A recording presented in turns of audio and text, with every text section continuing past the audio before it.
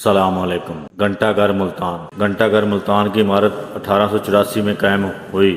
گھنٹہ گھر ملتان کے درمیان میں واقع وہ خوبصورت عمارت ہے جو اس دور میں قائم ہوئی جب برصغیر میں انگریز حکمران تھے۔ ملتان میں واقع گھنٹہ گھر چوک کو بھی اس عمارت کے حوالے سے پہچانا جاتا ہے۔ محکمہ آثار قدیمہ کے ریکارڈ کے مطابق ملتان کے تاریخی خوبصورت ترین عمارت گھنٹہ گھر کی تعمیر برطانوی دور میں 1884 میں شروع ہوئی اور 4 سال بعد 1888 میں مکمل ہوئی۔ ملتان کے علاوہ بھی پاکستان کے 3 شہروں میں گھنٹہ گھر موجود ہے جو فیصل آباد، سیالکوٹ اور حیدرآباد میں تعمیر ہیں۔ شروع میں جب لوگوں کے پاس گاڑیاں عام طور پر نہیں ہوتی تھی کیونکہ مہنگی تھیں اور عام بھی نہیں تھی، اس بات کو دیکھتے ہوئے انگریزوں نے شہروں میں گھنٹہ گھر تعمیر کیے۔ یہ تاریخی عمارات 18ویں صدی میں علی محمد خان سدوزئی کی حویلی ہوا کرتی تھی، لیکن انگریزوں نے جب 1849 میں ملتان فتح کیا تو شہری نظام چلانے کے لیے میونسپل کمیٹیاں قائم کیں اور پھر ان کمیٹیوں کے دفاتر کے لیے 1884 میں علی محمد خان سدوزئی کی حویلی میں گھنٹہ گھر کی تعمیر کا سنگ بنیاد رکھا گیا جو ایک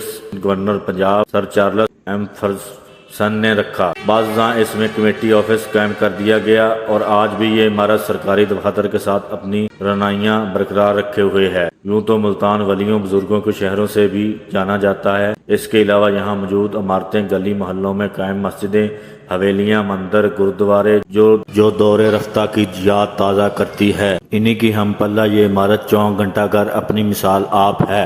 حسن کی مالک یہ عمارت فن تعمیر اور دور گزشتہ کی عکاسی بھی کرتی ہے، اسی لیے یہ عمارت اپنے دیکھنے والوں کو اپنے شہر میں جکڑ لیتی ہے۔